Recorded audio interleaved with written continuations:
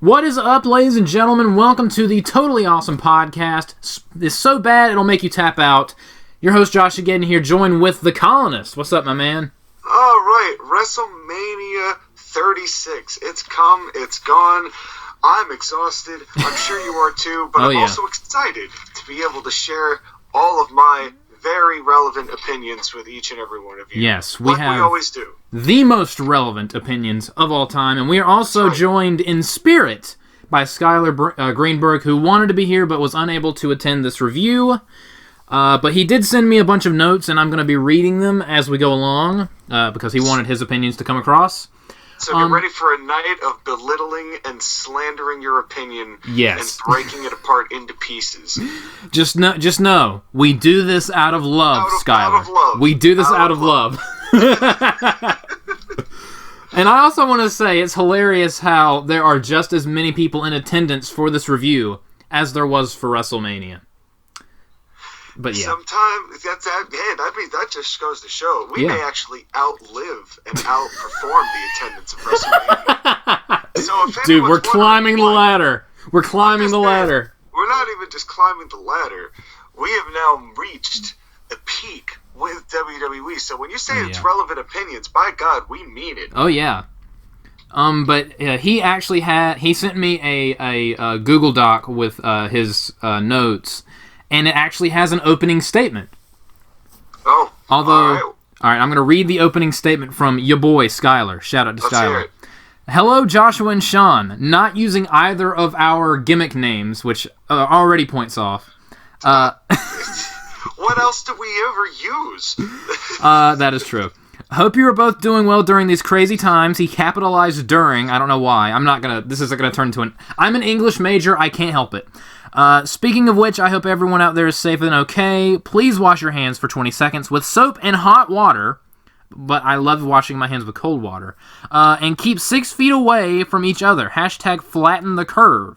I am writing this statement due to my anger of Charlotte winning and that Universal title match causing me to destroy my computer and being unable to appear, so enjoy my notes, thoughts, and anger about one of the most unique WrestleManias of all time. Side note, we're going to have a fun game called the Fuck Off Vince Counter, drinking not advised.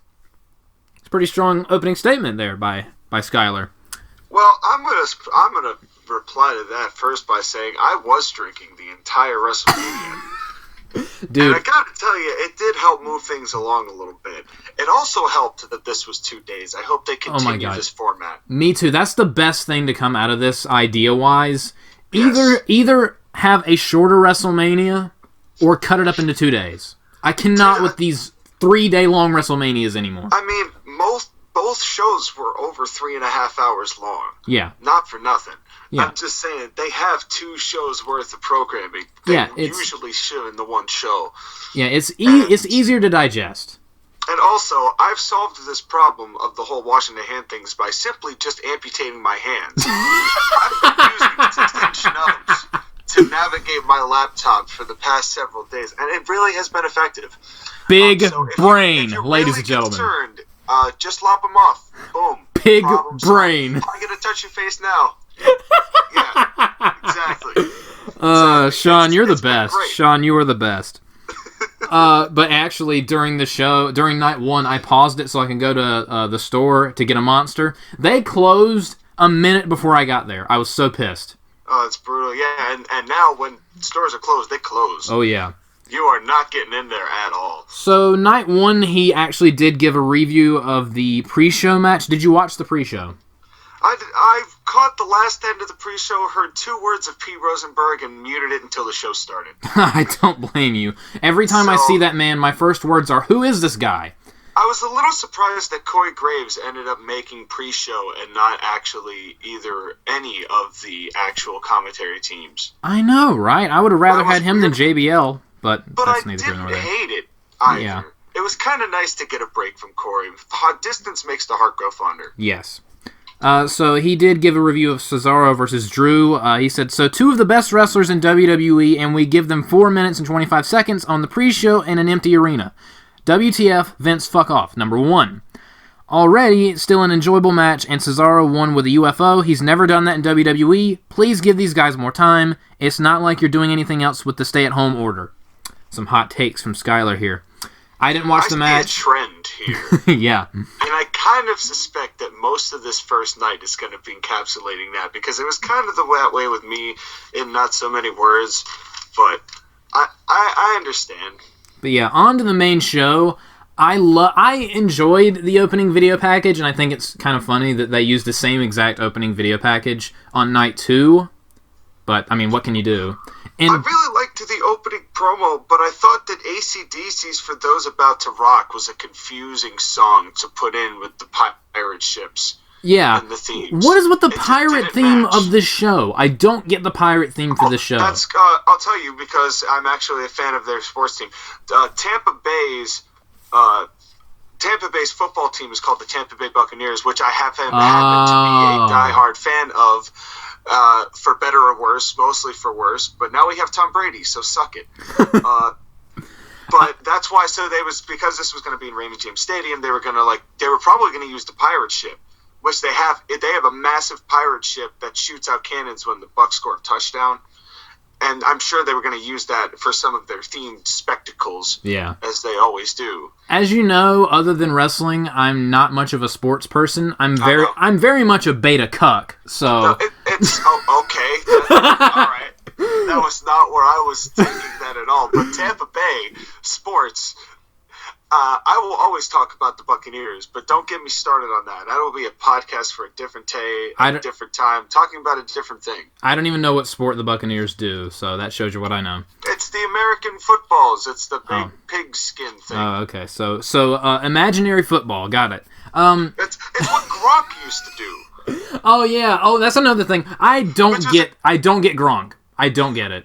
I will say this: I appreciated and liked the opening part with Gronk and Mojo. I thought that for Gronk, what Gronk could have done, he did a decent job. I couldn't tell you what he is. He's a guy who likes to party. That's about it.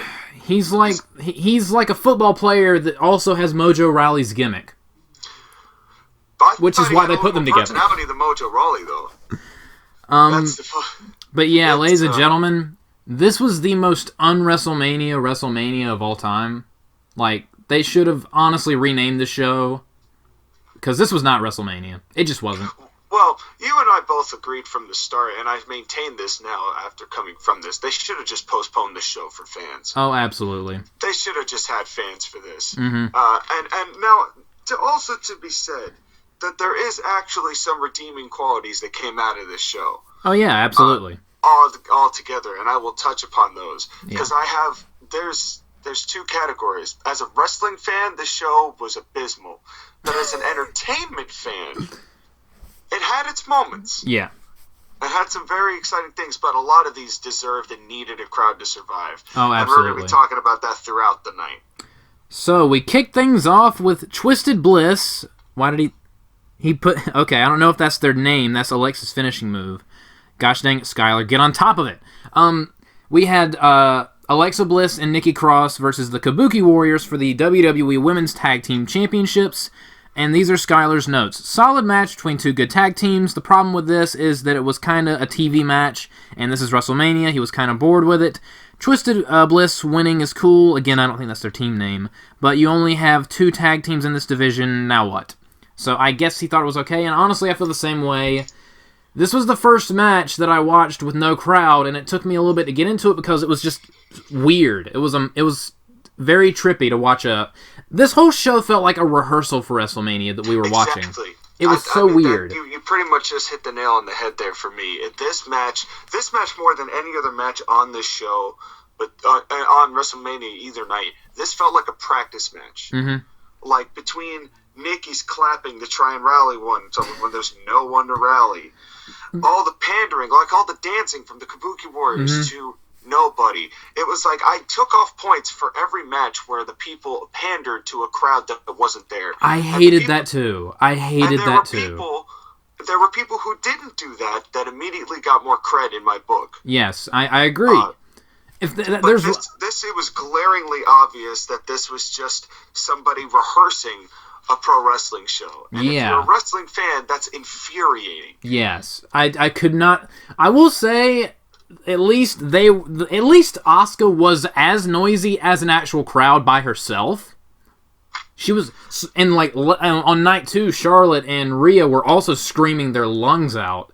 Yeah, so, I mentioned props to that. A lot. There was a lot of screaming. Yeah. To start out, I mean, it was really, and then there was one part where I think the ref somebody missed their cue to come break up the count, and the ref had to deliberately slow down his third count, and you could, because there was no crowd, you could hear him delay just that split second when you could have heard 3 in your head and know that wasn't like an exact count. Yeah, and I know the exact spot you're talking about. Kyrie was supposed to break up the pin with the insane elbow to the back of Nikki Cross.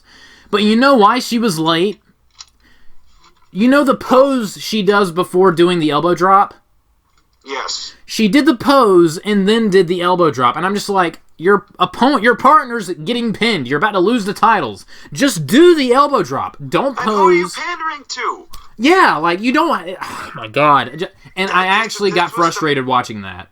This was the maddening thing about both shows, both nights. It was more evident on night 1 than it was night 2. Mm-hmm. And we'll get to that when we get to that. But it was just brutal. They had a week to watch and edit this. Like... Well, the problem is... This is what happens when you've bred a generation of wrestlers who don't know anything other than WWE's format. Yeah. And they haven't been taught to just fight each other. If there's nobody there, you just fight each other. You don't pander to nothing.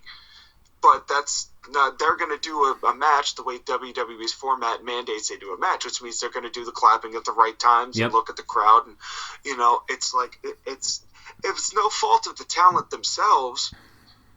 It's just any time that there was pandering to nothing, I was immediately taken out of the moment. Yeah.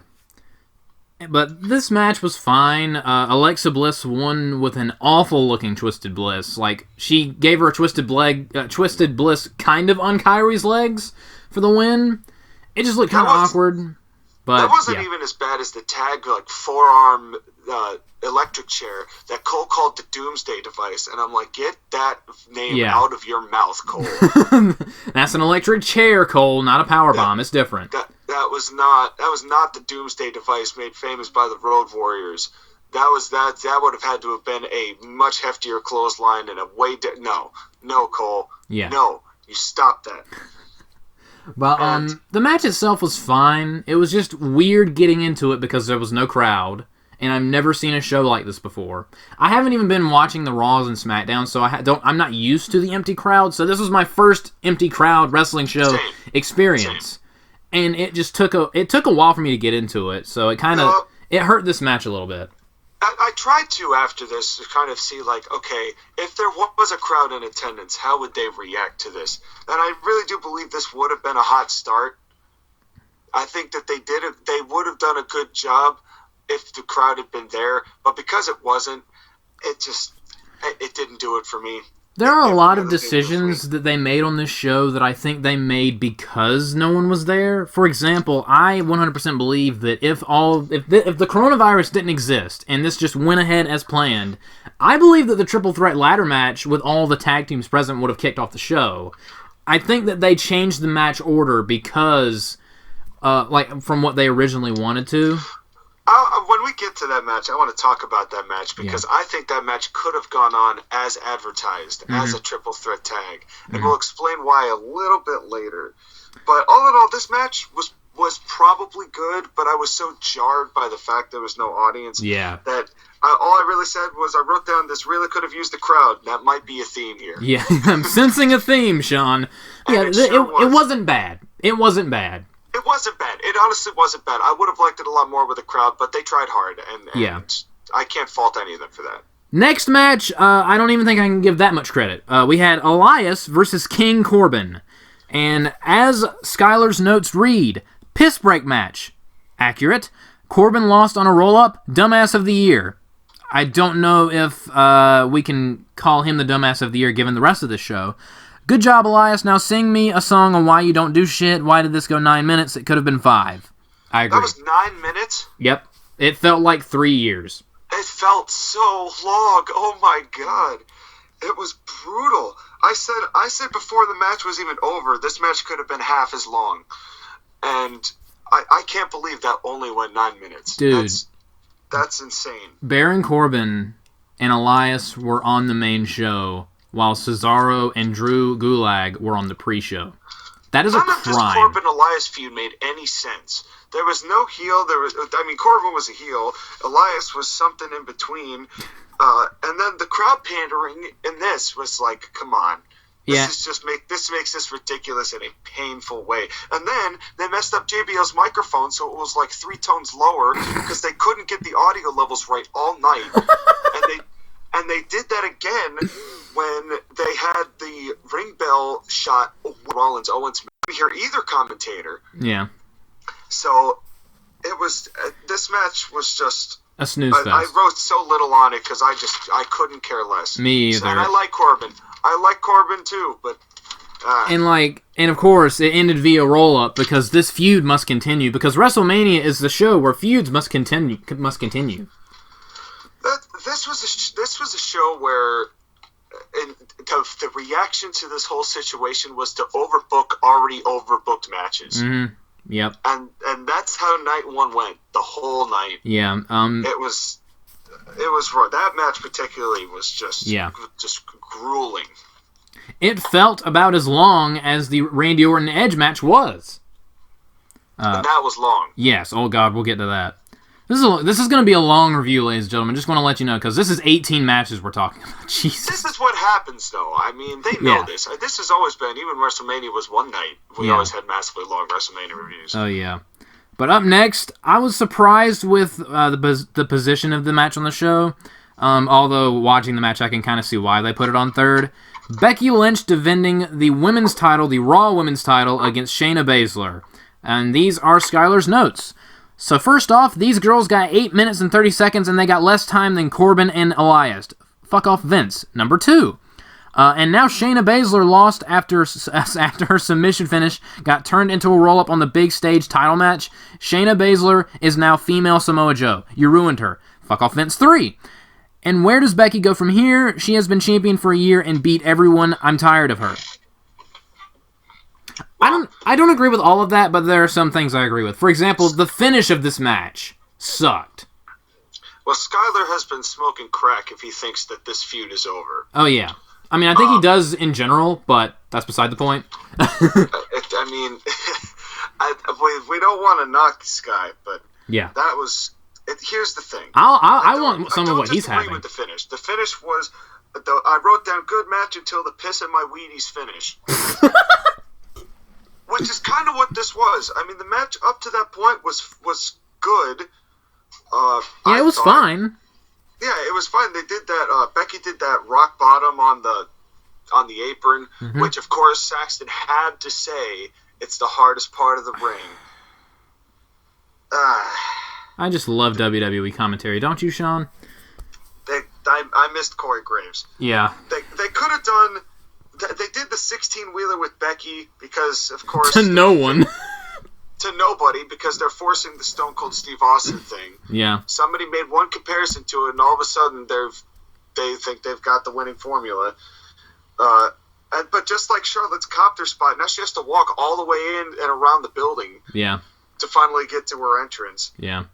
And then the title intros, which were worse than usual when nobody's there. Yeah, it's just so, like, I don't mind them when there's a crowd, but who are you, like, introducing them to? There's no one there. Just have the match. Just have the title graphic and then start. I know. It makes even less sense with no crowd. This would have been the time to just have the announcer announce them while they're on their way to the ring. Absolutely. It would have saved us some time. And this finish... Like, if I am so sick and tired of the sleeper hold into a roll-up finishing move. The roll backwards into the pin. Happens every single time there's someone whose finishing move is a sleeper hold. We saw it several times with Samoa Joe. We've seen it several times with Shayna before tonight, or last night. Well, truthfully, I only think that WWE's truly invested in one of their 3 women's storylines, and it's not Becky and Baszler. I think it was more Charlotte and Ripley, because the rest of the booking decisions were safe choices. Yeah. Were lazy choices. I would give this match a thumbs up if it had any other finish. If it had any other finish and a crowd to work with, but the crowd would not have liked that finish. Oh, absolutely not. I'll tell you, the crowd would have turned on that quick. Yeah, but all right. So up next, okay, this is going to be a little bit controversial. I don't know what your opinion on this one is. Sami Zayn defending the Intercontinental title against Daniel Bryan. This is Skyler's opinion. So Sami Zayn is a coward instead of an awesome wrestler that he is, and has to hide behind Cesaro and Nakamura. Also, remember when Nakamura won the Royal Rumble and faced AJ Styles for the WWE title, and Bryan has to chase this coward around? I wonder if it leads to a stable war. Bryan needs help. Chad Gable in parentheses. Not gonna happen, Skyler. I highly doubt it. Finish was cool, but I would have liked a real wrestling match between Bryan and Zayn. Bryan should have gone to the back and said, "Fuck off, Vince." 4. I very strongly disagree. This was one of my favorite matches on night one, not gonna lie. Well, Skyler, I'm going to quote the great Jim Cornette, who was quoting the great Arn Anderson, said that you must have enough cum in you to shampoo a buffalo. Because... Jesus Christ, Sean. Because, listen. Wow. Y'all need to relax about this match. I feel like I need to take a shower after hearing that. First of all, those are not my words. Just remember, that was not my words. I quoted. And you can't blame a guy for quoting. I gave sources. Oh, that is such a line. That is such a line. I love it. Thank you, Arn Anderson, because I will be stealing that line from now on. Gronk and Mogo. We're losing it, ladies and gentlemen. We are deteriorating rapidly. Continue. This is what this mania has done to us. Yes. This is like our brains are literally scrambled. They're leaking out of our ears. Yeah, Gronk and Mojo doing the yes chant when Daniel Bryan came down was hilarious, and I loved that because it actually brought some life into the arena. Yeah, I agree. It was it totally added to the moment. But this was like the whole beginning was just a lot of unnecessary like squabbling. Mm-hmm. I thought they could have sped that up just a little bit. Yeah, I agree. I missed the time when Cesaro and Nakamura weren't lackeys. I know, right? They got too many people. It's the problem is WWE has so much top tier talent that when they're not used as top tier talent, it's genuinely upsetting. Yeah. And I liked Sammy as the GI Sammy. Yeah. That was a nice outfit. I thought this match was fine. I honestly, the one thing about an empty arena show that I think is a benefit, the things they do to each other is so much louder. Yeah, they did sound pretty stiff. Daniel Bryan beat the piss out of this man. When he got him in the corner and started yelling at him and slapping him, the first slap, I was like, oh my God. And then he slapped him even harder, and I'm just like, Jesus, dude, relax. Yeah, so this is one of the few times that I actually thought that that Nakamura and Cesaro actually helped this out a bit. Oh yeah, and Gulak as well, because it just like as far as the noise in the building, it just gave it some life. Oh yeah, I didn't feel like it had life with the first few matches, probably because they were pandering to crowds that weren't there. They didn't do that in this match. Yeah, if you notice, Daniel Bryan was not pandering to anybody. Yeah, because he's smart. And neither was Sammy. Yeah. Those are two that were just coming in for the match, and Sammy wasn't going to get touched, and it was what it was. I actually thought that this was as far as wrestling matches on this card that are proper wrestling matches. This was probably the best. Oh, absolutely. Just the way. Night one. And another thing that some of the more experienced veterans of professional wrestling, there's not a crowd. So what do? For noise, they add dialogue. They add trash talk. There was a lot of dialogue and trash talk in this match, and I very much enjoyed it. See, I feel they probably do that all the time as well. Yeah, you just can't hear it. You just can't hear it, but it actually helped kind of move things along in a better way. That was proof that they could do a wrestling style show with people just actually focusing on each other. Just the ending was a bit overbooked for my liking. If this match was longer, in front of a crowd, and had a better finish, awesome match. This was honestly just a glimpse into what these two can do. Yeah, And I think that this is far from over between these two, too. Oh, absolutely. I think they're going to try and build this feud. I do have a question. The new Intercontinental title belt, even though Shinsuke came out with it months ago, what are your thoughts on the new Intercontinental title belt design? If they had put that design on almost any other belt, I would have been okay with it. I like it, but I like the old white strapped belt much better. Yeah, I think that they tried to fix like the one belt that wasn't broken, and so they went with that one, and I'm like, it didn't need to be redesigned. And the gold has a similar shape to the 24/7 belt, and I can't unsee that. I know, but it's a slightly more curved oval. Yes. The 24/7 title is a circle. The 24/7 title is a clock. It has to be an oval. But up next. John Morrison versus Jimmy Uso versus Kofi Kingston in a triple threat ladder match for the SmackDown Tag Team titles. These are Skyler's notes. Fun car crash match. Kudos to everyone for the bumps they took.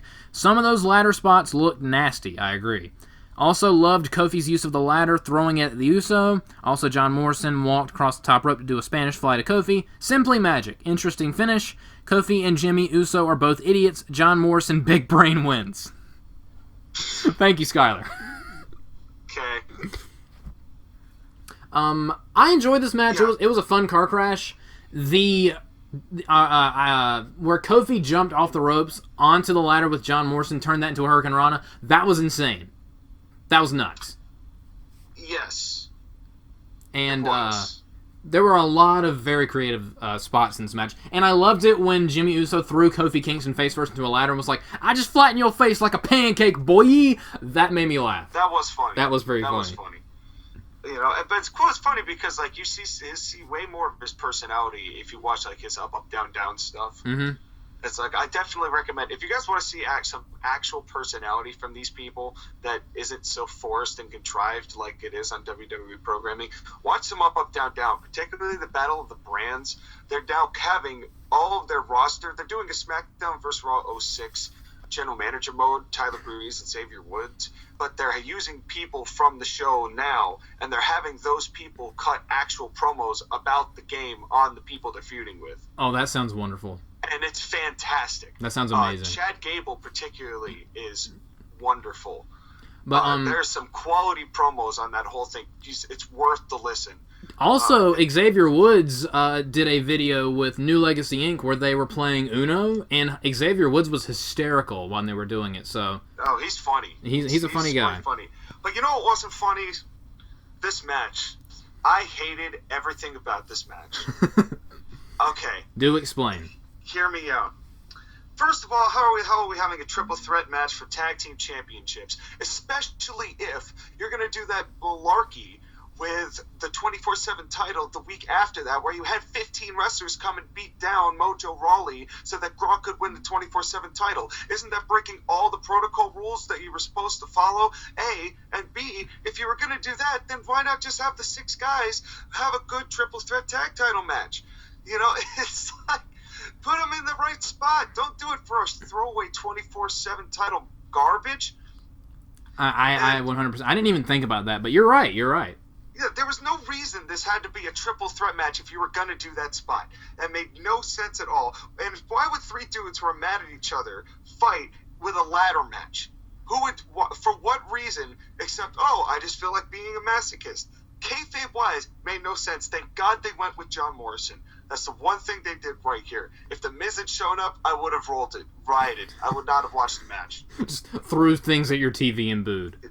Yes, I would not have, but also would not have been able to join this podcast because I would have thrown my laptop at the wall. So then I'd be reading a whole hell of a lot of notes on this podcast. You'd be doing 2 sets of notes, which is a lot. But yeah, I agree. I could not get over the idea of a singles competitors competing for a tag team title. Just, it doesn't work with my brain. I get what they were going for. As in a vacuum, just as a spot fest, it was fine. They did a bunch of crazy stuff. They're very athletic. We all know this. I'll give them credit. There was some creative stuff that I wish had gotten the reaction it deserved. Oh yeah, can you imagine, like, if they had this planned for this match? Imagine alternate universe WrestleMania in front of a crowd with all the people that were supposed to be in the match. This would have been great.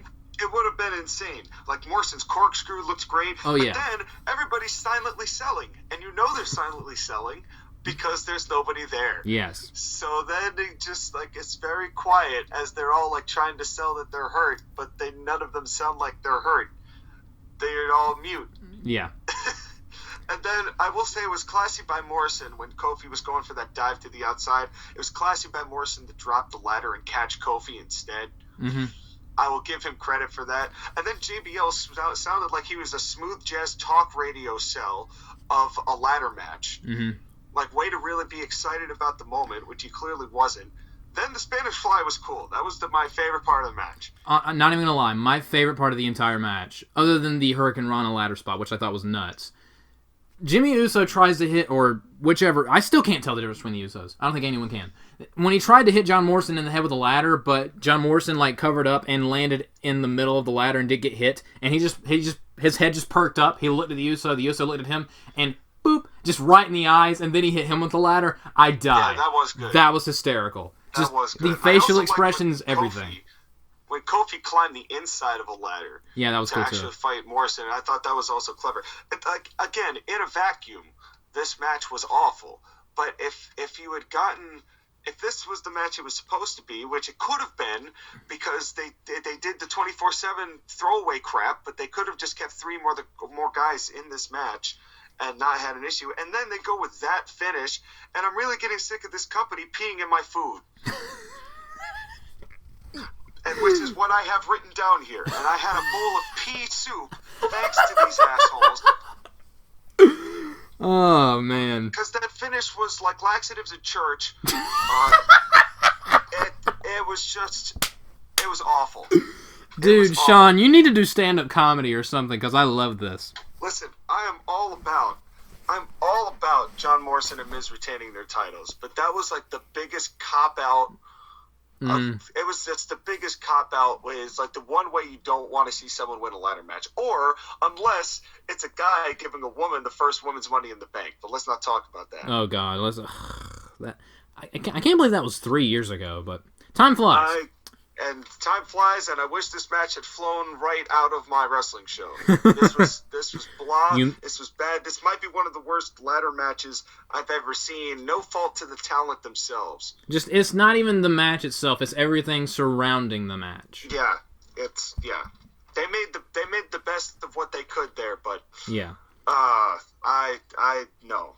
Up next was probably the best thing, in my opinion. I really liked the Daniel Bryan-Sami Zayn match, but I feel like the whole package, this was the best thing on night one, in my opinion. Kevin Owens versus Seth Rollins, and these are the notes from your boy, Skyler. Probably the best traditional match of the night. Solid story between cocky CrossFit Jesus and self-aware family man. First half was kind of boring until the DQ. Loved Owens calling out Rollins. He was a coward, and getting Rollins to go or another round. Jesus, the grammar of this. DQ made things more interesting. Loved the finish, and hopefully Owens can move forward. Disappointed about Kevin Owens not doing a jump off the pirate ship at Raymond James Stadium, especially since he gave an interview where he said he wanted to do a spot from it. Maybe he can do it in Miami at Mania 38. Miami, good lord. I am sure they're going to go back to do a proper Mania in Tampa Bay. Aside from the grammar, I very much agree. Okay. This match was great, then it was ruined, then they tried to salvage it, and then it ended up just okay. I messaged you when he hit him in the head with the ring bell for the DQ. I was just like, why? Just why? That's exactly what I said. I was just like, what? What? And then Kevin Owens is apparently also the booker. I know that. I was just like, so he could he just magically has managerial powers and can restart the match and add different rules. I'm just like, just. That's the kind of stuff that's just like, it's the stupid plot hole in, just continuity errors like that are so painfully obvious. Mm-hmm. Other than that, annoyed the hell out of me. Other than that, it was fine.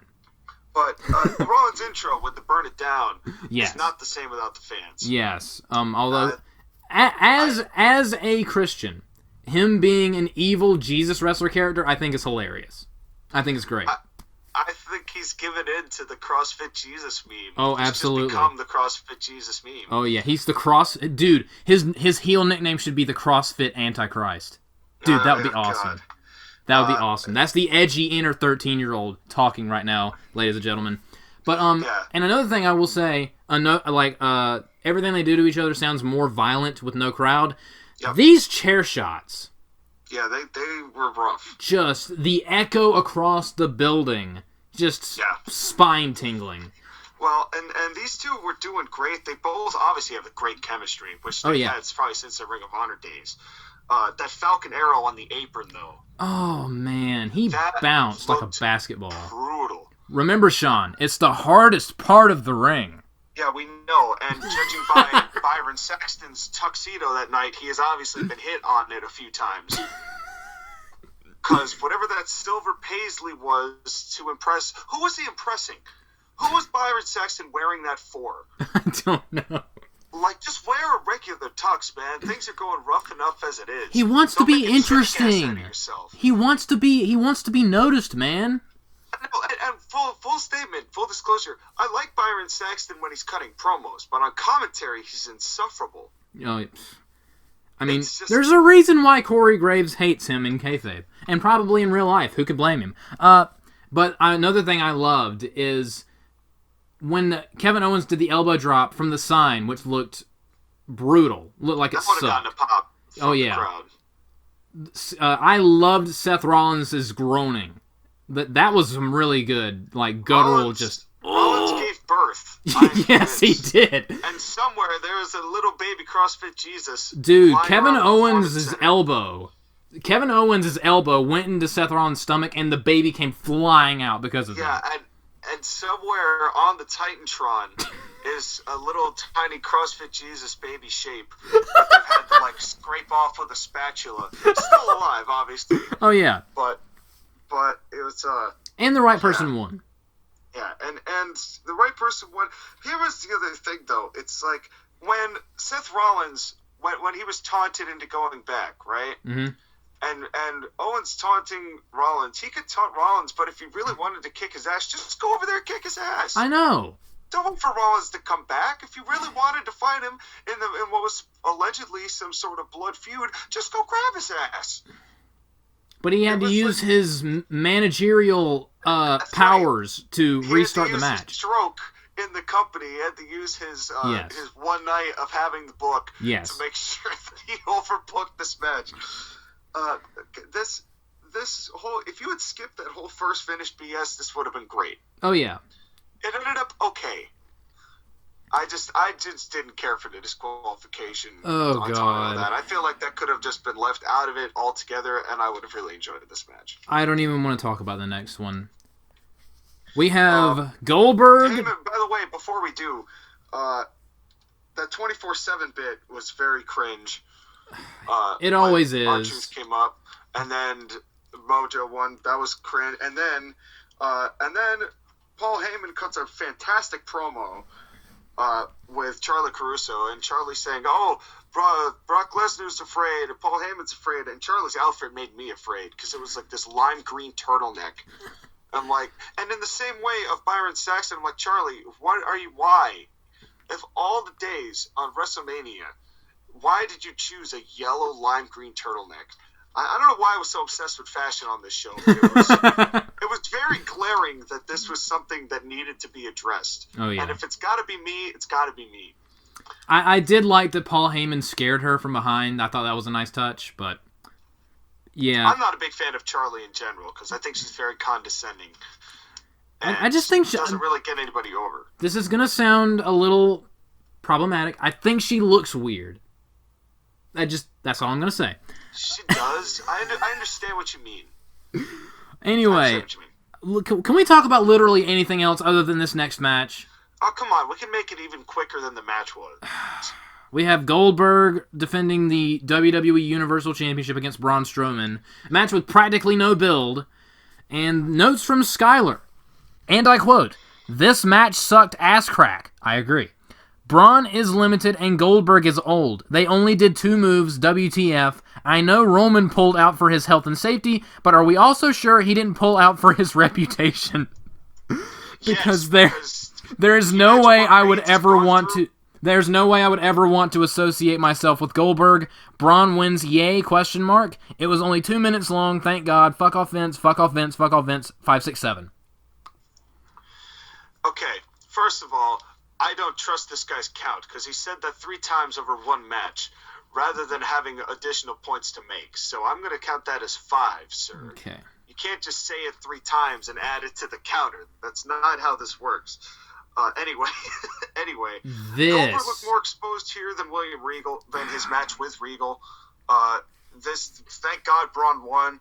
The only thing I've got good to say about, 2 things I got good to say about this match. It's better to have 2 guys doing 2 moves than 2 guys doing 1 move, as we would have gotten with Goldberg and Reigns, because it would have been 3 spears from Goldberg, 4 spears from Reigns, and maybe a Superman punch. I never want to see Goldberg in a ring again. I love Goldberg. He was great once. Just stop it, man. Just stop. I can't take it anymore. They sacrificed the Fiend's championship reign for this. Hey, good for Braun. It's criminal what they did to him before, as far as how over he was. I mean, I know you've never liked him. Honestly, even then, at that god-awful Crown Jewel show, that night he should have won. And when he didn't, I was like, why? For this. To make this match in this moment feel more special, as he panders to nobody. The WWE Universal Championship is the worst world heavyweight title, the worst world title I've ever seen in any wrestling company. It's abysmal. It is. And I would have accepted the Intercontinental design for the Universal title rather than just having a WWE logo. I know they're doing it for brand recognition, but it's blue! I'm sorry, I'm just angry. I understand. This is what night 1 was. It was a lot of anger and frustration. This was a throwaway match, but still, when it comes to actual pro wrestling, this is probably still the best piece of business on the show. It got Goldberg out of there. It got Braun a world title. The match wasn't going to be anything more than that anyway. I'm honestly, in the future, going to do a video about how shit the Universal title is. How it's the worst world title ever. But that's something for another day. I'm motivated by hatred at this point, Sean. The first match for it was so good that the audience shat on it the whole time because the belt looked bad. When the first match for your title, people are booing the belt itself. That's not a good sign. Yeah. It hasn't gotten better with the blue. Just get a new design for it. It's just relaunch. It can't be that hard for somebody to make a custom. If you can make a $7,000 impersonation of the Fiend's fucking face to put on a belt, you can give us a decent wrestling title belt. Relaunch the belt. Rename the belt. Redesign the belt. Or just bring the big gold belt back. At this point, I'll take anything. I'll take Jeff Hardy's ugly, stupid title belt from TNA over this piece of garbage, because at least it's hideous, but it's interesting to look at. Well, you could bury it along with AJ Styles. Oh, speaking of which, our main event for night 1, and this is the notes from Skyler. AJ Styles versus Undertaker in a Boneyard match. I am sports entertained. Shut up, Joshua. Thanks, Skyler. Okay. Because That's a very weird call out. That's because he knows my opinion of this match. I already told him that I didn't like it. For real, probably the best part of the night. I disagree. AJ showing up in a hearse was great. Undertaker with Metallica on his motorcycle as Biker Taker, wonderful. Slightly disappointed no dead man walking theme. The lyrics would have worked. Probably the best thing Taker's done in years. I disagree. Enjoyable smack talking spots. Kudos to OC for taking those bumps. AJ was great as always. Taker should retire. I agree. But if he does not, only do more Boneyard matches. Please, for the love of God, no. Hopefully we get more of these Lucha Underground style matches. Yeah. So if you're wondering why the random call-out, it's because me and him discussed this. I did not like this. Disgust, he means full-fledged frontal lobe rage. Oh, yeah. Like, neither of them even knew what they were talking about, like deadpan screaming at each other. Oh, yeah. There's a recording of this I'm gonna upload to WorldStar. Dude, me and Skyler would have the just most hateful, angry sex you've ever seen in your life. Anyway, Yeah, we're gonna move right along with that. Move along. You go first. All right. And then I will tell you what I felt. I did... I will give full credit. AJ and The Undertaker were entertaining. However, this is not a match. This was a movie. If I want to watch a movie, I would put in a movie. I would look up a movie. I would watch a movie. This was not my cup of tea. That's pretty restrained for you normally. I thought you were going to have some more anger to let out. I mean, it was fine. As a segment, it was fine. It's just not something I'm interested in. No, I completely understand that. Okay. I didn't hate it. This is what happened with me, right? I saw that we were going to go to a cinema, like a relocation. And I said, okay, I've got to shut off in my brain the fact that this was a wrestling show. Because this is no longer a wrestling show. This is now entertainment land. And so I deliberately left the idea and the concept of pro wrestling behind to give this an open mind with the characters of AJ Styles and The Undertaker. And with that said, I ended up having fun. I think it was better than potentially seeing Undertaker wrestle a match. I would agree. I would agree. And I know that, and especially because he's doing this thing where he wants his last match to really be a momentous last match. He's doing this thing on the network, some docu-series. I agree with Skyler. They should have had You Gonna Pay on this. It would have made it so much better. The thing is, I didn't like the camera work. Me either. That's another thing. Too many camera cuts.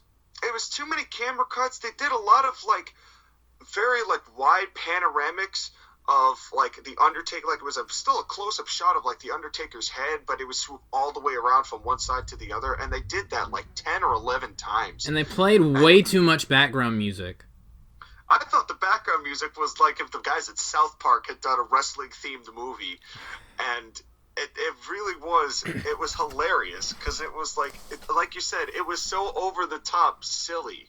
It was very silly, and which infuriated the wrestling fan in me, because the wrestling fan in me, the wrestling fan in me would not have had this whole WrestleMania to begin with, but same. But the wrestling fan in me was this is an absolute insult to have on a wrestling show because it's not wrestling. It's a movie, and it's everybody was using all night gratuitous use of the word bitch. All night people were bitching. Yes, very much so. And I thought that was a little over the top. They did it again all night here. Although I will say that the punches and the actual brawling looked more legit than any of the pro wrestling we had seen up to that point. That is true. It's purely that's just props to the Undertaker. I mean, it was and Biker Taker, and honestly, a Biker Taker. I think that I agree with both of you. Taker should retire at this point, and it looks like he's going to, but not without having some fun first. I love the guy, but the dude's a cockroach. He's never going to go away. As entertainment alone, this was fun. But I'm glad that they put this on last all night. Because if you had tried to, and we'll talk about this at night too, when you do a movie and then that makes it fun and a mockery of professional wrestling, and then you try to go back to legitimate professional wrestling, it just doesn't work because you just showed everybody it's culture that it's shock. Not professional wrestling. It's culture shock. It was that, and then when Undertaker chokeslammed AJ through the deck, and way too much of the deck crashed as well. AJ was one small part of it, and then 24 feet of deck was also broken. I'm there's no way he broke that entire thing in that one fall. I will say, Undertaker's selling in this was phenomenal. It was, and I heard that this was also completely improv by AJ and Taker as far as all the dialogue is concerned. I mean, they're talented enough for it. Doesn't surprise me. Yeah, and honestly, this does make Taker in a weird way look a little bit better than he did in his last couple of matches. Well, that's because in a weird way. That's because this Boneyard match wasn't against Goldberg. Well, I wouldn't even call it a match. This was a Boneyard spectacle. Yes. Or an event. Because it wasn't a match. And I will say this when we talk about Cena and Wyatt, I refuse to call that those matches. They were events. Yes. They were entertainment events from World Entertainment that has that other W word in the middle of it sometimes. Yeah, every once in a while. When they remember that they're a wrestling company, or supposed to be. Yeah. So, Skyler's notes for Night 1. Night 1 recap. Solid night, although I only really enjoyed the men's tag title ladder match. Owens versus Rollins and the Boneyard match. Could have been better, 6 out of 10. He actually thought it better than I did. I also, before we leave that Taker AJ thing, I thought AJ was really funny when he was looking up the Taker going, "Don't bury me." Yeah. That was pretty funny. I thought that was fun. I thought that WWE throwing back the IWC in its face all weekend was some of the funniest stuff that they did all night. Yes, it was so funny. It made me think, and we'll talk about that part later. Tonight was rough. Day 1 was rough. Night 1 was so janky.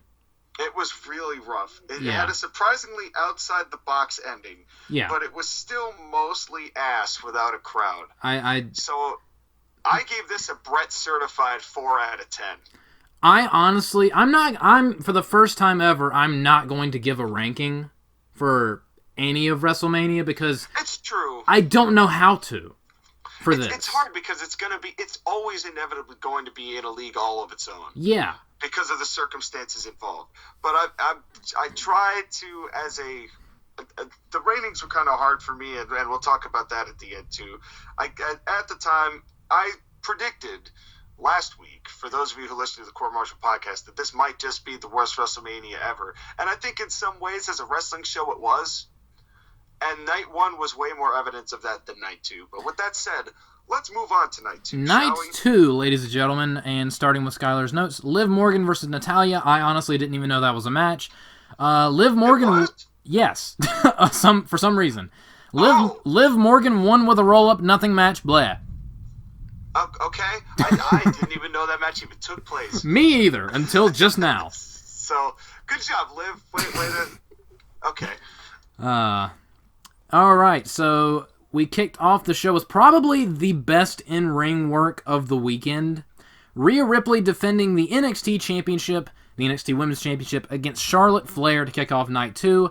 These are Skyler's notes. Probably the best traditional match of the night, of the weekend. Enjoyed the match and story about Rhea trying to find a way to get past Charlotte, while Charlotte worked Rhea's knee. Great submission-based match, but why have Charlotte win? What's the point? She's going to have fresh matchups in NXT, but who takes the title off of her? And now what does Rhea Ripley do? Also, Charlotte has how many titles now? Fuck off Vince, 8. Oh, right. No, that's 6, Skyler. I'm deducting 2. You're not going to get away with that for me. You think you sneaky, but you ain't, Skyler. Yeah, you got to learn maths today. Yes. There was more pandering to nobody in this one that, at the very beginning, took me out of the moment. Gronk's opening thing was way less good than it was in Night 1. It felt a lot more out of steam. It wasn't sure. It took a minute for them to establish who was heel and who was babyface in this match. That was my first thing. It felt like moves just to start. And then why start with a finisher that's been protected? I don't know. With the Riptide. That made no sense. They got me for a second because when she hit the Riptide, I thought that was it. Can you imagine if Rhea immediately pinned Charlotte? That would have been cool. That would have been insane. That would have been a way to get somebody over, and honestly, would have started the show really hot. Oh, absolutely. But of course, they went another 10 minutes, and honestly, it was a good match. I enjoyed what they did. And then I don't want to say the wrong person won. Charlotte. I don't hate Charlotte. I just don't care. She doesn't interest me. I agree with almost everything there. I thought that the vocal selling between Charlotte and Ripley, if you had shut the TV off and had just heard the audio, you would have thought it was a different kind of video. Oh, absolutely. That's all I'm going to say about that. Now I need to take a cold shower. Anyway, continue. Yeah. Now, that might actually cause Skyler to lose some of that cum that he's shampooed at Buffalo. Okay. Oh my god. Determined in this match that I don't like when people and wrestlers do the hook of the leg, but their back is pressed against the guy's chest when they're going for the pin, rather than actually covering like chest to chest. Mm-hmm. You know what I'm talking about?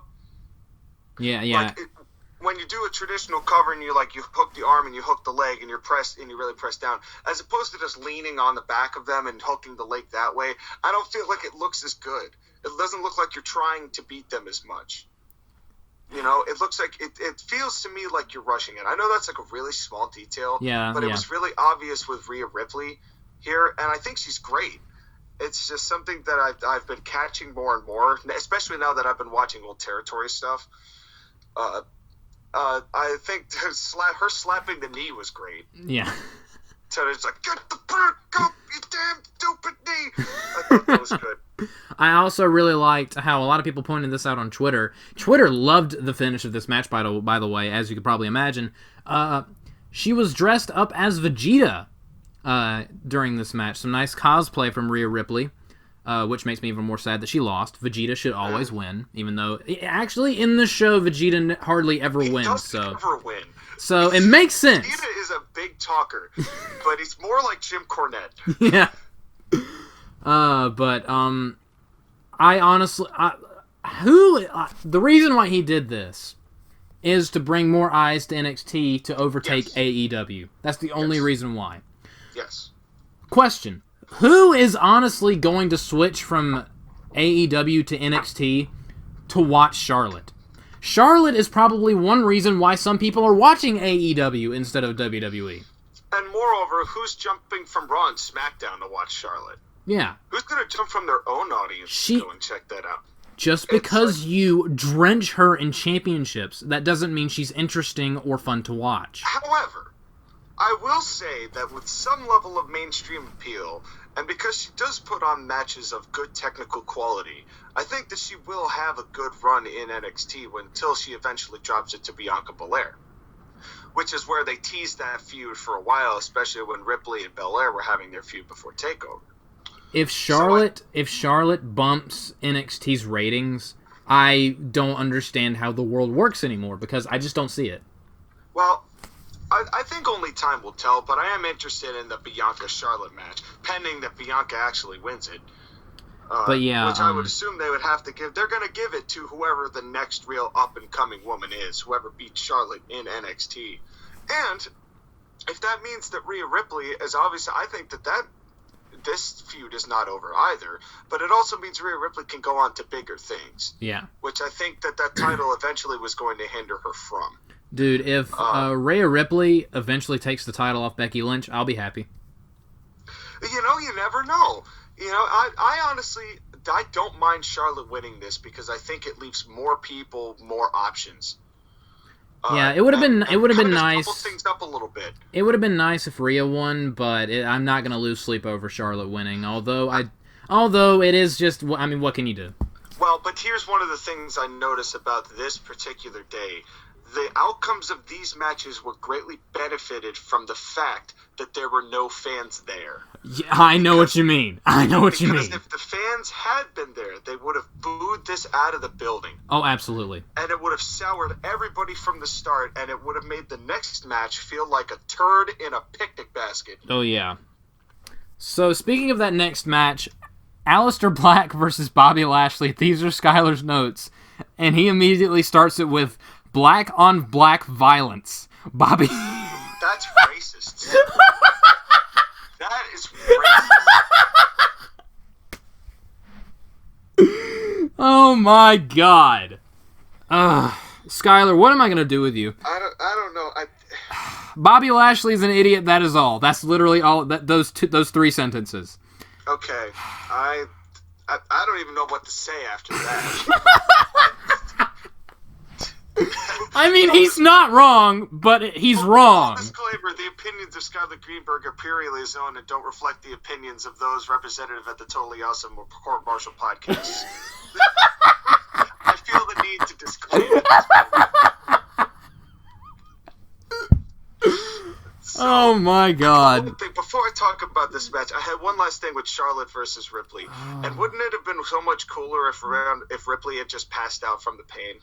I know, but no, everyone has to tap out to the Queen, Sean. I know. I'm just saying, okay, I thought this match was actually much better than expected. Oh, I agree.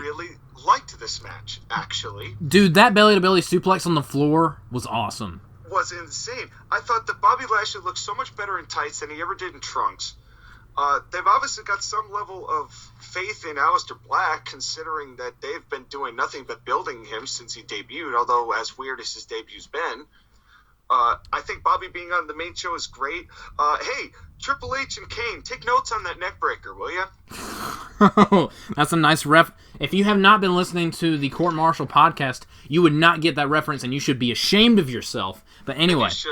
Yeah, what was it, last week that we did, that we talked about that match? It was about a week and a half ago. Last week and a half ago, but the Court Martial podcast fans will understand what I'm talking about there.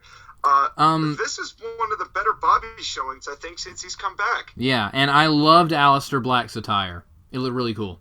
It looks very cool. I thought Bobby looked powerful and dominant, and he showcased he could still do some good stuff. This was one of the better Bobby-looked matches. I thought Lana's scream when Bobby was getting pinned was hilarious. I honestly don't know how to react to the finish of this match. I liked it. I honestly liked it because I think that Bobby Lashley looked good even in defeat because of all the power moves he was doing and the way Aleister Black was selling that he was getting hurt. But it also showed that Aleister Black can hit you with the Black Mass at any moment. It keeps Aleister Black looking strong. I thought Bobby Lashley looked pretty strong. I thought this was a pretty good piece of business all around. Mm-hmm. And honestly, it probably benefited from having no crowd because if this was in front of a crowd, since it had no build, it probably would have died a death. It was already going to be dead after Charlotte won. Yes. And then this match would have had zero reaction. Nobody would have said a thing. So this yeah. is another one that very much benefited from being in a vacuum. That's depressing to think about. The only way you can have a good match is if no one watches it. That's depressing. Bit of a shame because I think both of those guys showed how good they really are. And again, WWE's roster is just full of very high-class quality talent that you can't push all at once. Yeah. It's like, it's tough, and it makes people look like jackasses that don't deserve to look like jackasses. All right. Up next, ladies and gentlemen, one of the better things on Night 2, although I do have a controversial opinion on it, Otis versus Dolph Ziggler. These are Skyler's notes. You know what? They have told a long-term story with a good payoff. Not everyone's cup of tea, but I enjoyed Otis throughout the story, and I'll be damned if he did fantastic. Sleazebag Ziggler, perfect character. Mandy Rose didn't break anyone's hearts. Now she is their manager. Should be interesting. I thought the match was fine, and I loved the ending. I messaged you this. I do not like these romantic love triangle storylines. They're just not my cup of tea. I have not enjoyed the build to this. But I did like the ending, and I did like the payoff. Well, I thought it was kind of weird that Sonya Deville was accompanying Dolph Ziggler. Yeah. After all of that, because wouldn't Sonya want to be like in the back? Or I didn't understand why she was out there. They obviously showed the video package, but it still wouldn't explain why she's now siding with Ziggler in the ring. It just made them look like they made a deal, and then Mandy could be upset about that. I don't know. It was weird. But why would you not start this match hot? Why would you not just, if you were Otis, why would you not just go barreling out at Dolph Ziggler if you've been trying to get your hands on him for months? Because they've got to wrestle. They've got to wrestle, Sean. But they charged him anyway when the bell rang. It's like, just start the match hot. I'm honestly stunned they had him win. I'm not going to lie. But they can't help but have Ziggler lose. And I love JBL, who tried his absolute damnedest to be like, oh my god, Otis just beat a 2-time World Heavyweight Champion. I'm like, it's Dolph fucking Ziggler, JBL. Yeah, this dude does not win.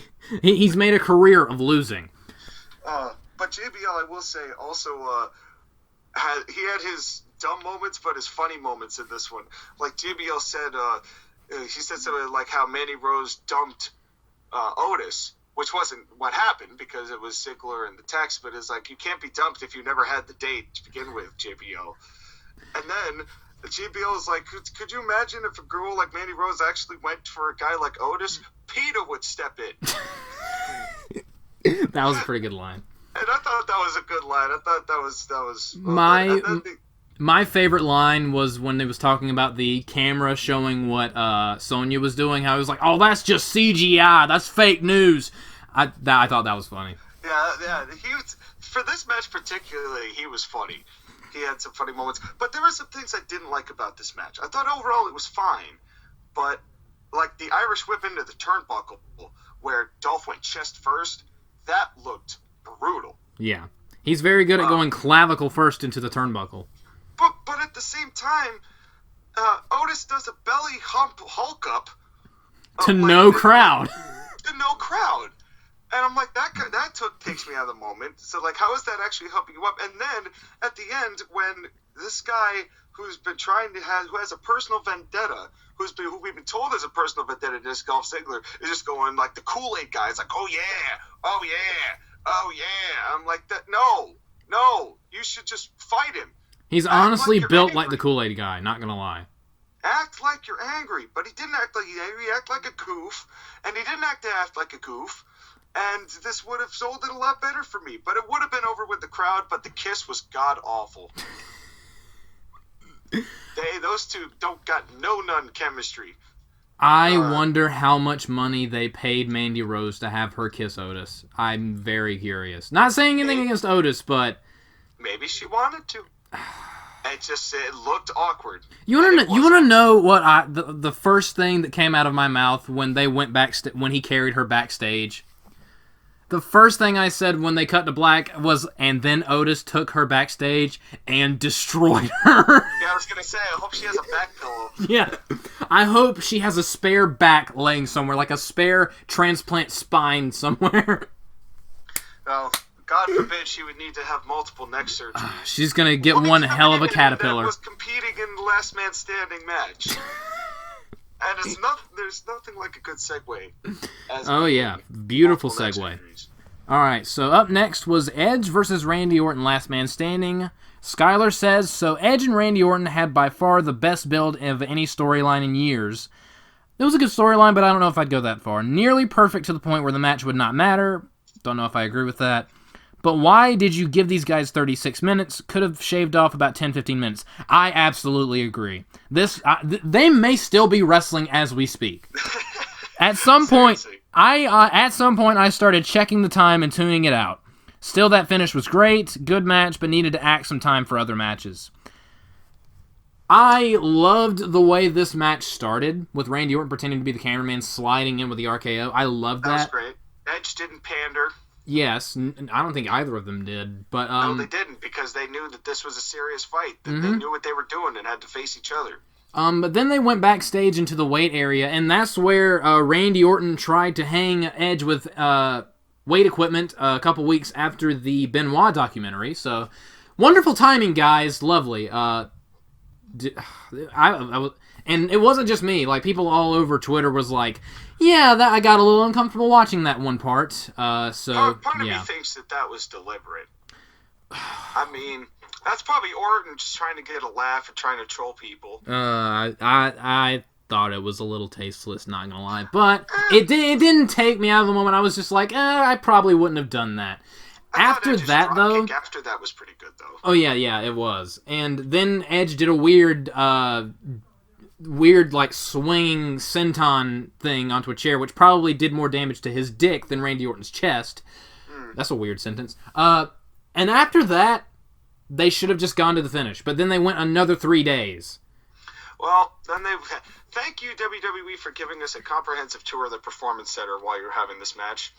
This match was. Come look at our brilliant inside of the Performance Center as two of our finest wrestlers battle in it. Oh, here's our conference room. Watch as you could drop an elbow in the center if you don't like it. Now let's make our way over to the weight room. And here's our storage facility where we carry all our ladders and all of our extra equipment. You want a truck? Here's a truck. You want a big truck with a flatboard in it, which is a trailer where we carry all our rings? That's where we're going to end the match. I hope you enjoyed this tour. You may now exit the ride. Yeah. Please, one concerto later. Keep your hands and feet inside the concerto at all times, so it doesn't actually kill you. This went on and on and on and on.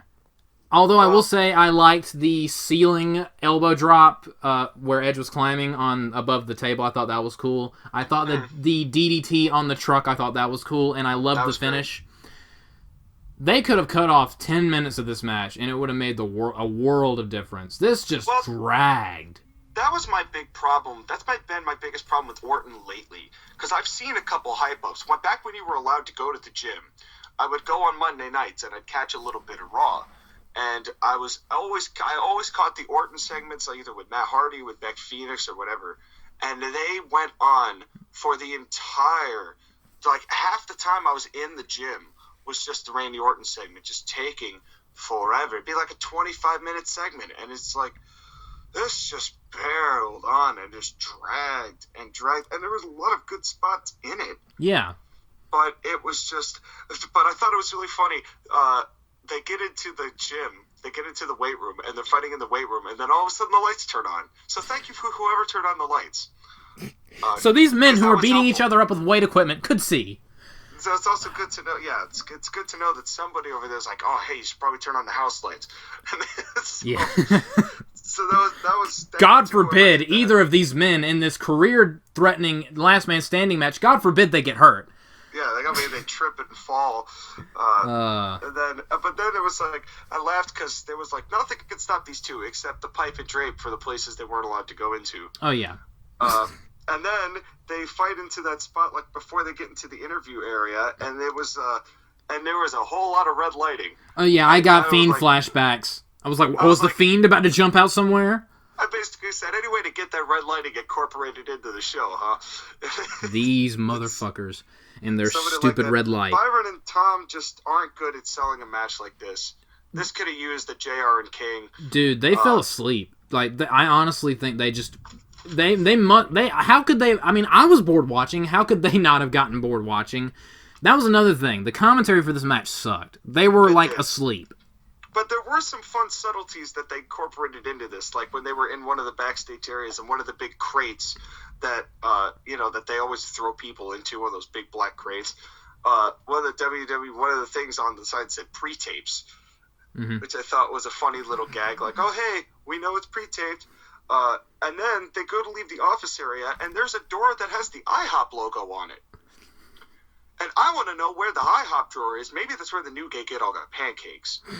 They just have an IHOP in the performance center to just shuffle up pancakes whenever the New Day need them. Dude, you are making all of this sense right now. Like, you are explaining my life to me as we speak. But they actually had an IHOP door. That's the thing. There was a door that had the IHOP logo on it. I want to know what's behind pancake door number 1. This is more entertaining than the match, not gonna lie. Then Orton got Juice, and Juice always helps a match. A cameraman died. Yes. The truck DDT was great, but I noticed that the back, the actual truck bed cover broke during that DDT, so I have to assume that truck was a Ford. Wow. Yeah, I'm gonna make that call, and I used to own a Ford, so I understand. Tough times are tough, mate, but get a better truck. Yeah. Wow. Whoever's that is. Dude, you're calling out sports teams. You're calling out truck manufacturers. I love this. It's funny because right after that, I looked so hard to find a logo on that truck and couldn't find it, which tells me that it was an owner that was ashamed of the brand that he bought, which means that it was a Ford driver. Oh, man. Edge's back welts looked brutal. Mm-hmm. And then the profanity he threw, the facials were brilliant with a perfect finish. And then the ref told nobody to ring the bell. Yeah. And then the bell rang. Which was very odd. Oh, man. It's like, ring the bell. Got it. And somebody rang the bell. And this was super long, but it was very well done. I liked the beginning. I liked the end. They could have done a little bit of the middle. But all in all, this was probably the most intense match of the whole weekend. Yeah, I enjoyed it. It should have been half as long. Yeah, agreed. It went long. Up next, we have the Street Profits defending the Raw Tag Team titles against Angel Garza and Austin Theory. These are Skyler's thoughts. Solid, fun tag team match between these two teams. Kind of disappointed no Andrade. His title reign has been weird. Skyler, a lot of things lately have been weird, but That's what you're gonna call out as weird. Yes. Austin Theory is a future star of the business. Clearly, they think highly of him. Profits are a fun tag team. Belair's appearance popped me. That's a drop. Would like her as a call-up at this point. She should fight Becky for the title. There isn't anyone else. Rhea Ripley would like Disagree to... with that. Rhea Ripley disagrees with you, good sir. Honestly, I didn't care about this match. I thought it was fine. This match would have been a sleeper if people were in the crowd. Yeah. I mean, everyone was working hard. It was like they're athletic. It was honestly, I was more entertained by Bianca Belair giving Zelina Vega the KOD. That was hilarious. But yeah, that was cool. I'll not gonna lie, I missed most of this match because I decided that I was hungry and drunk. Dude, I was on the phone with someone during this match, and like I was talking to my friend that I was talking to, and watching the show at the same time. And most of my attention was talking to my friend, talking about how weird the show was. Yeah, this match it wasn't going to do anything for me anyway. I don't really feel like I missed much leaving this. I did see Montez Ford sell with this like ridiculous cross-eyed look. I saw it too, and I was which I thought would be a great meme, but also is some of the most phony, ridiculous selling I've ever seen in my life. The dude went cross-eyed. Like, why? Belair was nice there, I guess. I didn't care. Yeah, it was fine, but it was very much a TV match. And then a random Titus O'Neil appeared, and he would be valuable later. Yes, he would. But before the highlight of our lives, we have this match. Bayley defending the SmackDown Women's title against Naomi, Lacey Evans, Tamina, and Sasha Banks in a Fatal 5-Way elimination match. These are Skyler's notes. Thank God they got Tamina out first. I know, right? Naomi gone next? Sure. Sasha Banks? Really? Sasha Banks is 0-5 at WrestleMania. Fuck off Vince 9. Also, thankfully, Lacey didn't win. 7. Yes, it is 7, Skyler. Don't mind Bayley winning, but at this point, when the fuck are they going to stop teasing us? Give us Bayley and Sasha and get them fighting. That was the point. Yeah. That's what happened. Honestly, I did not care about this match at all. I ideologically hate this idea because they do this to one of the two women's championships every damn WrestleMania, where they're like, oh, we got nothing, let's just throw the whole women's roster in a match, just have them duke it out. I hate it. Every time they do it, I hate it. It's lazy. You could have a 5-way women's match, but you couldn't have a 6 triple threat tag team ladder match. I'm just saying. Are you accusing WWE of being inconsistent, Sean? I'm just saying, if you're gonna cut corners, cut the right corners. This could have been down. You could have just narrowed this down to Bayley versus Naomi, and I would have been fine with that. Or Bayley versus Lacey again with Sasha in the corner, and done the same finish and been fine. I got nothing from this. It was fine. It was your regular 5-person. It was your regular elimination match. Nothing of note happened.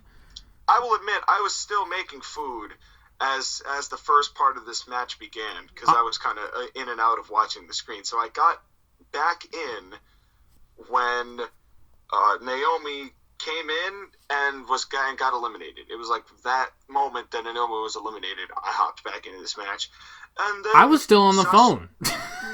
And then Sasha crowd pandered, and that took me out of it. And then they did the picture-in-picture. I meant to mention this before. They do the picture-in-picture, right, for the replays. If this is only being shown on the WWE Network and you can rewind it any time you want, why do a picture-in-picture?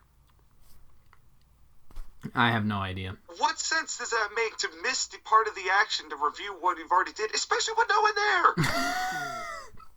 It made no sense. If everyone's just watching this on the network, just avoid the picture-in-picture. But you can hear in the picture-in-picture, when they re-aired it, you can hear Michael Cole's commentary screaming over the match in the picture-in-picture as he's also trying to commentate the live action. Honestly, just hearing that makes me so happy I didn't really pay attention to this match. Because that just sounds infuriating. It was... it didn't mean anything and wasn't going to mean anything. So well, it is the SmackDown Women's title. They don't care about that title at all. It's honestly, the SmackDown Women's title is the lowest women's title in WWE, in my opinion, because they just don't care about it. They've done nothing with it. Well, they gave Bayley an emo haircut with it. That's about it. Up next was the first time I ever did drugs, apparently. We had The Fiend versus John Cena in a Firefly Funhouse spectacle. See, that's me and you, Sean, are on the same page. Yep. These are Skyler's notes in all capital letters, bold, so you know he's serious. I am even more sports entertained. First thing, this was not a regular wrestling match, which is fine. The story they told was even better, but if this is not your thing, then I understand. John Cena and Bray Wyatt going through each other's history, emotions, path to this very moment was great. NWO Cena was a missed opportunity in real life. Loved the callback to CM Punk, and Cena doing the spot with the dumbbells was goofy Hulk Hogan fun. Good thing Wyatt won. He can now go after Braun Strowman for the title. If we do not get a reference of Braun Strowman as a rosebud at some point between these two in the future, I'm going to be so disappointed. Same here. Also, please, even more Lucha Underground matches, please. I don't know if I agree with that. Okay, I'm about to confuse a lot of people. I did not like the Boneyard match because I thought it was too hokey. I loved this. I loved this segment. Okay. I'm going to... You think that your answer is controversial. Mine is downright schizophrenic. Okay. So, I'm going to first talk about this as a wrestling fan. Oh, dear. As the old school wrestling fan in me, I despised everything that this match was. Because as we discussed with the Boneyard match, this was a movie instead of things. So, we've already discussed that. But also, here's the thing, right? You used all your old school things that have worked in the past, including the Hogan thing, and you used all of these historical references, which I like when you tie in stories like that. However, you basically made a mockery of the wrestling business and all of your history that you've done in one fell swoop with one match. On your wrestling show, you've made fun of all of the people who you're supposed to take legitimately for ever doing something that with semblance of legitimacy, and you've completely tarnished all the history of people believing in people, and you've made a mockery of your own business on your face, and it's not even the main event. How the hell could you possibly think that you could get away with this and spit in the face of every single wrestler that's ever stepped foot in your wrestling company, Vince McMahon?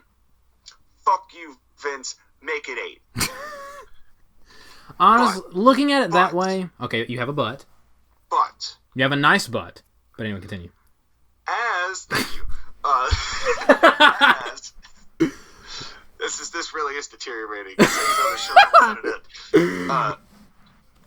As a man of entertainment, to put away the semblance that this was wrestling at all, and that this is a wrestling show, but just remembering that this is just purely entertainment, this was phenomenal for someone who understood all the references. Oh yes, absolutely.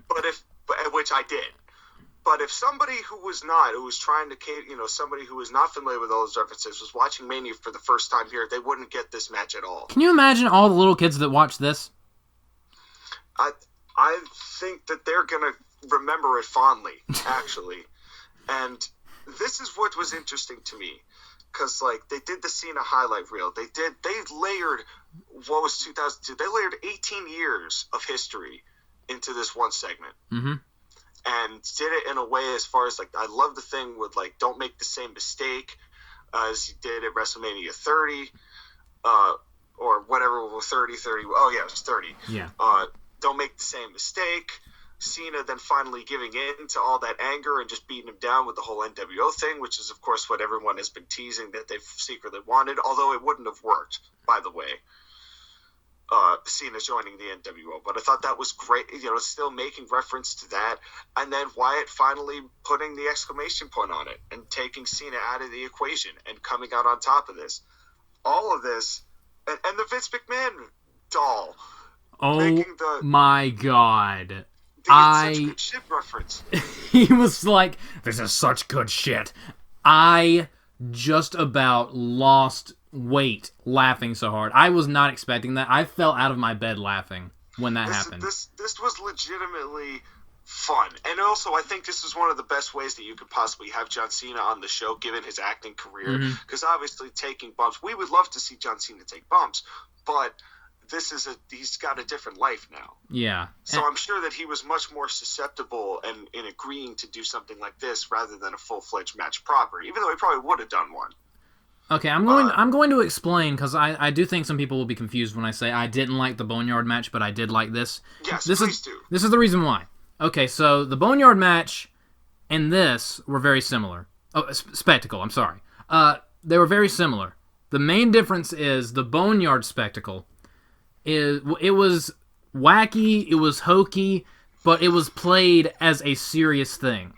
It was a turn your brain off type of thing, but it was more serious. And it was a competitive thing. And I just couldn't get into it. This, on the other hand, this was so tongue-in-cheek. This was so full of references. It absolutely was not competitive at all.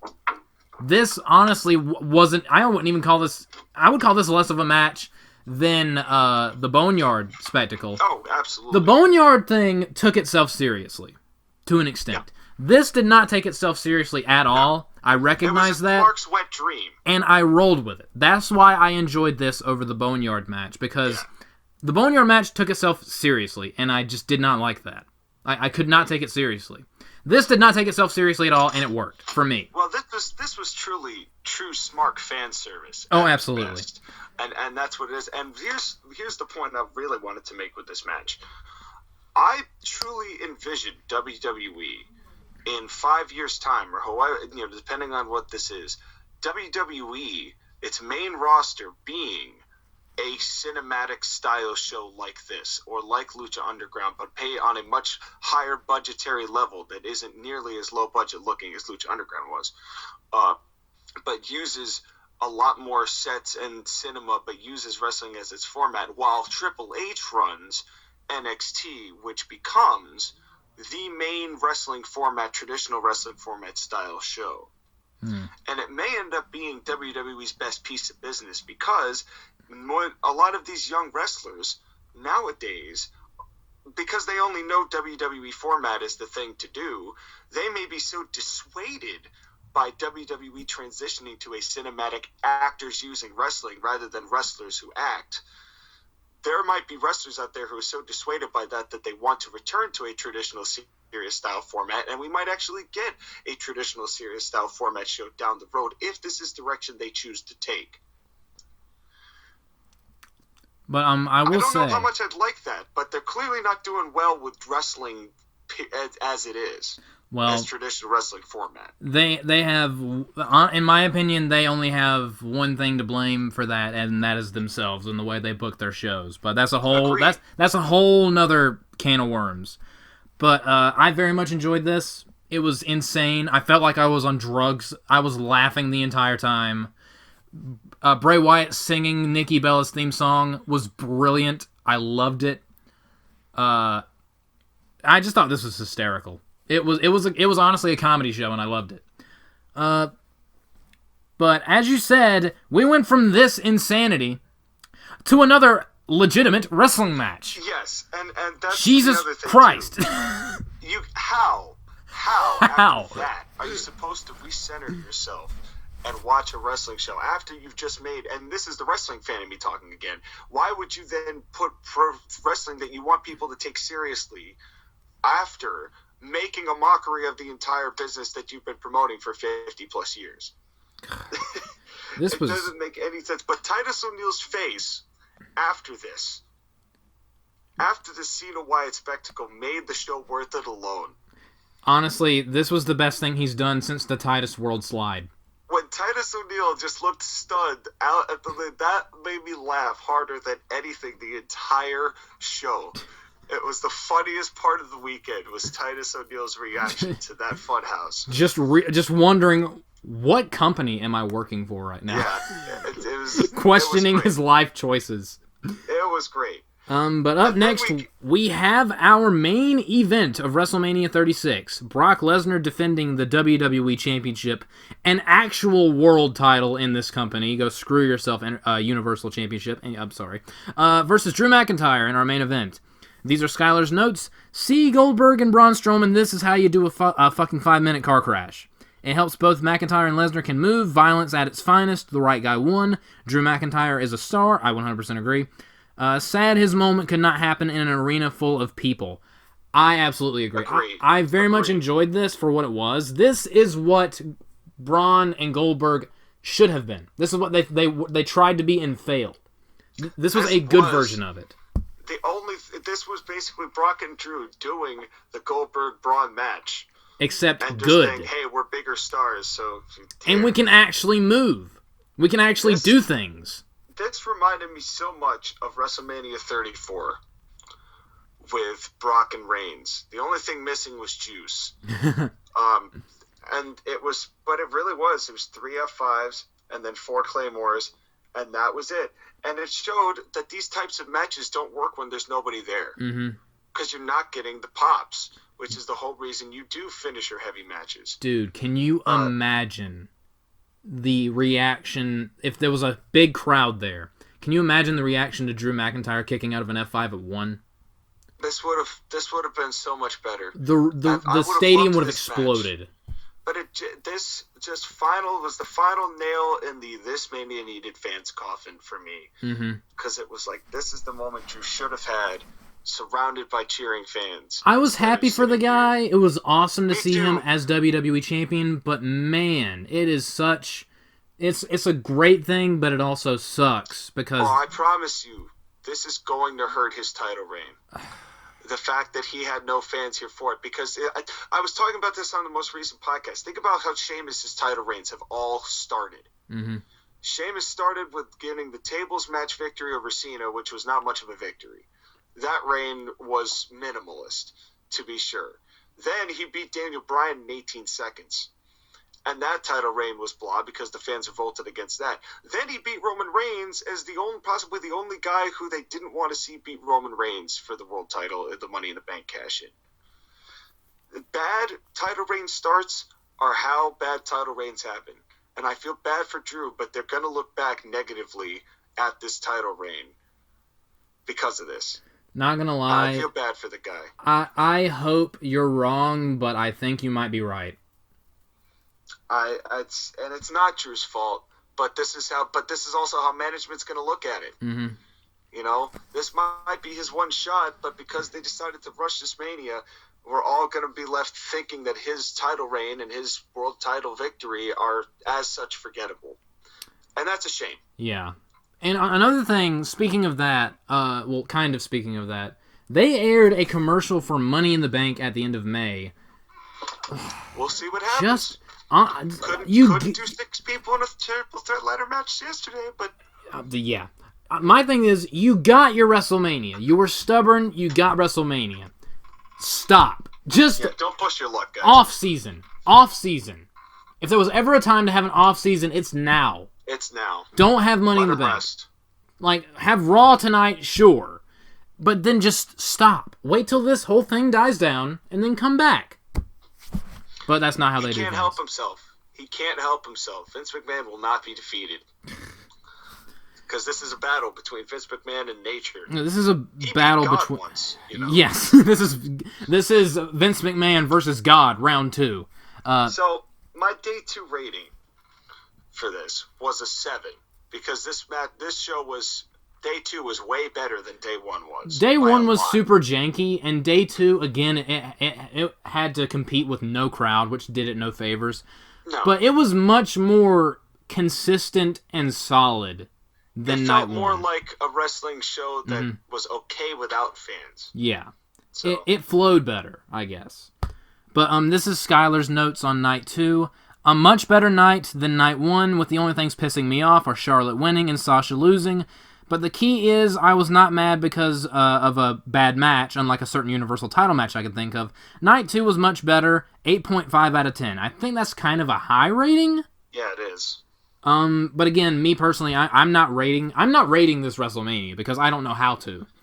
Well, I gave it 2 rankings. Yeah. As a wrestling show, this was a 4.5.